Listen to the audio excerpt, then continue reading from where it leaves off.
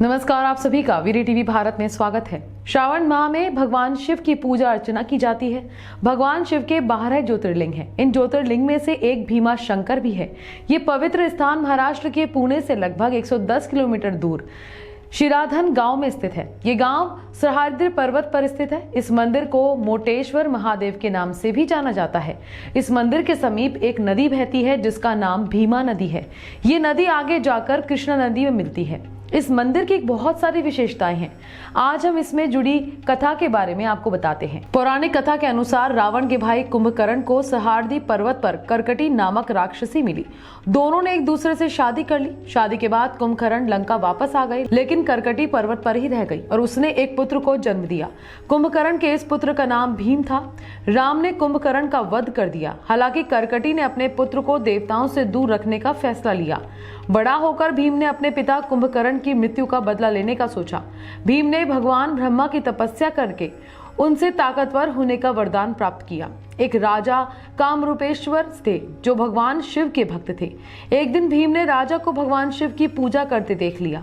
उसने राजा को बंदी बनाकर जेल में डाल दिया, परंतु राजा कारागार में भी शिवलिंग बनाकर भगवान शिव की पूजा करने लगे। जब भीम को इस बात का पता चला तो उसने तलवार की मदद से राजा के बनाए शिवलिंग को तोड़ने का प्रयास किया, जिसके परिणाम स्वरूप भगवान शिव स्वयं प्रकट हो गए। भीम और शिव जी के बीच भयंकर युद्ध हुआ। अंत में शिव जी ने भीम का वध कर दिया। फिर देवताओं ने भगवान शिव से आग्रह किया कि वे उसी स्थान पर रहें। देवताओं के कहने पर भगवान शिव उसी स्थान पर शिवलिंग के रूप में स्थापित हो गए। भीम से युद्ध करने की वजह से इस ज्योतिर्लिंग का नाम भीमा शंकर ज्योतिर्लिंग पड़ा। मंदिर के सामने एक खूबसूरत विशाल घंटा लगा हुआ है। ये घंटा महान हिंदू पराक्रम का प्रतीक है। मराठा इतिहास के अनुसार अद्भुत दिखने वाला ये घंटा पुर्तगालियों के चर्च का है। बालाजी विश्वनाथ के बेटे और बाजीराव के छोटे भाई वीर चिमाजी बसाई के किले में पुर्तगालियों को पराजित करके वहां के चर्च से घंटा लाए थे।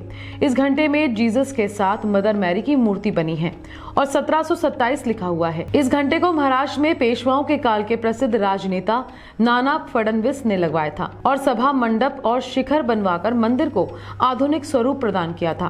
भीमा शंकर ज्योतिर्लिंग के दर्शन करके आप यहाँ के कई दर्शनीय पर्यटन स्थल का भ्रमण कर सकते हैं। इन स्थलों में गुप्त भीमा शंकर, हनुमान झील, भीमा नदी की उत्पत्ति, नागफनी पॉइंट, बॉम्बे पॉइंट, साक्षी विनायक मंदिर और भीमा शंकर वन्यजीव अभ्यारण्य प्रमुख है। आज हमने जाना भीमा शंकर ज्योतिर्लिंग के बारे में। अगर आपको हमारी स्टोरी अच्छी लगी तो इसको लाइक और शेयर जरूर करें। नमस्कार।